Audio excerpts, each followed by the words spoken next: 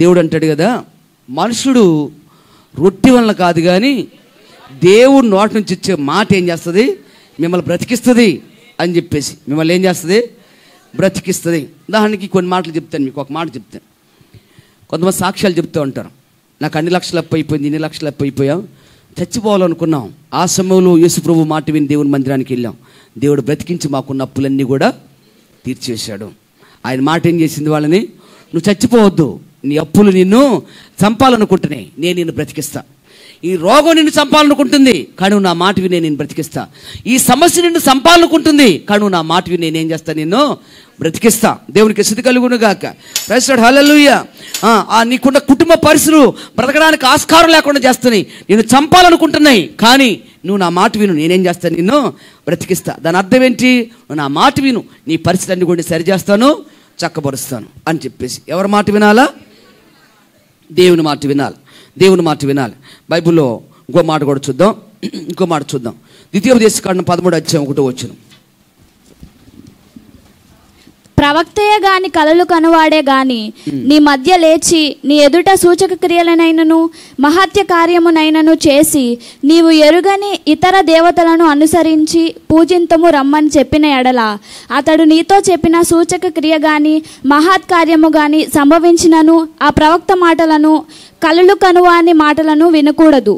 ఏలయనగా మీరు మీ దేవుడైన యెహోవాను మీ పూర్ణ హృదయముతోనూ మీ పూర్ణ ఆత్మతోనూ ప్రేమించుచున్నారో లేదో తెలుసుకొనుటకు మీ దేవుడైన యెహోవా మిమ్మును పరీక్షించుచున్నాడు. మీరు మీ దేవుడైన యెహోవాకు లోబడి ఆయనకే భయపడి ఆయన ఆజ్ఞలను అనుసరించి ఆయన మాట విని ఆయనను సేవించి ఆయనను హత్తుకొని ఉండవలెను. చాలా చూడండి మాటలు. ప్రవక్తయే కానీ కలలు కనువాడే కానీ నీ మధ్య లేచి నీ ఎదురు సూచక్రియను మహత్కార్యములను చేసి నీ వెరుగని ఇతర దేవతలను అనుసరించి పూజింతుము రమ్మని చెప్పినడలా అతడు నీతో చెప్పిన సూచక్రియ కానీ మహత్కార్యం కానీ సంభవించిన జరిగినా కానీ ఆ ప్రవక్త మాటలు కలగని వారి మాటలు వినకూడదు.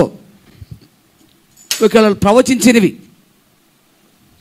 భక్తి లేని దేవుడు లేని ప్రజలు, అర్థమవుతుందండి, అన్ని దేవుళ్ళు అన్ని దేవతలను ఆచరించేటువంటి వారు ఎవరైనా నీకు ప్రవచనాలు చెప్పినా నీ కళలు చెప్పినా వారు చెప్పింది నీకు సంభవించినా ఏం చేయొద్దు, నువ్వు వారి మాట వినొద్దు అని చెప్తున్నాడు. అంటే ఇప్పుడు ఏం చెప్తారు, చేతులు చూసి ఏం చేస్తారండి, జాతకాలు చెప్తారు, ముఖం చూసి ఏదో చెప్తారు, శకునాలు చెప్తూ ఉంటారు.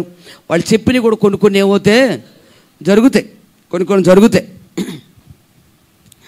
అయితే చెప్పాడని చెప్పేసి అతను మనం ఏం చేయకూడదంట, మనం జరిగినాయి అని చెప్పేసి నమ్మకూడదంట. కొంతమంది ఏమంటారు, అతను చెప్పాడంటే ఖచ్చితంగా జరుగుతాయి అని చెప్పేసి ఏం చేస్తారు, అతని మాట తీసుకొని నడుస్తారు. బైబిల్ ఏం చెప్తుంది, ఆ మాటలు నువ్వు వినొద్దు, ఆ మాటలు తీసుకోవద్దు, వారిని నువ్వు వెంబడించొద్దు. మా ఆయన కోసం ఏమవుద్దు చెప్పు, మా అమ్మాయి కోసం ఏమవుద్దు చెప్పు, మా అబ్బాయి కోసం ఏమవుద్దు చెప్పు, నేను ఈ వ్యాపారం చేయాలనుకుంటున్నాను, ఏం జరుగుద్దో, ఈ కారు కొనాలనుకుంటున్నాను, ఈ బండి కొనాలనుకుంటున్నాను. కొంతమందికి గ్రహింపు ఉండదు, అందుకే ఈ మాటలు మీతో చెప్తున్నాను. నేను నీతో చెప్పిన సూచక్రియ కానీ మహత్కార్యం కానీ సంభవించినను ఆ ప్రవక్త మాటలను కళ్ళకను వారి మాటలు కానీ నువ్వు వినకూడదు.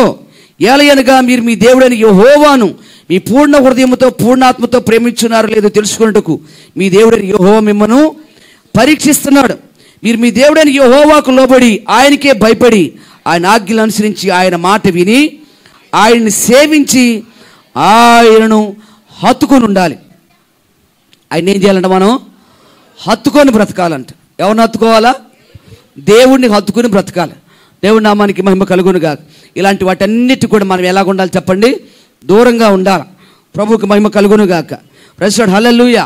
ఇలాంటి మాటలు ఇలాంటి బోధ మనకు అవసరం లేదు, కానీ అక్కడక్కడ ఉంటున్నారు, అక్కడక్కడ ఇలాంటి వాళ్ళు ఉంటున్నారు. వాళ్ళ కోసం ఈ మాటలు చెప్పాల్సి వస్తుంది. ఎందుకంటే వాళ్ళ జీవితాలు కూడా ఏం కావాలా, బాగుపరచబడాలి. వీని ఒక్కళ్ళు బాగుపడ్డా దేవునికి స్తోత్రం, ఒక్కళ్ళు సరి అయిపోయినా దేవునికి స్తోత్రం. ఒకేలా ఒక 4-5 ఉన్నారు, 4-5లో ఒక్కళ్ళు బాగుపడ్డా దేవుడు సంతోషించి ఆనందిస్తాడు.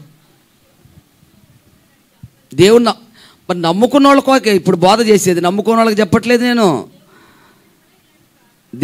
అందుకనే దేవుడు నమ్ముకున్న వాళ్ళు ఇలా చేస్తారనే సంఘములో ఇలాంటి వారు ఉంటారనే చెబుతున్నాను.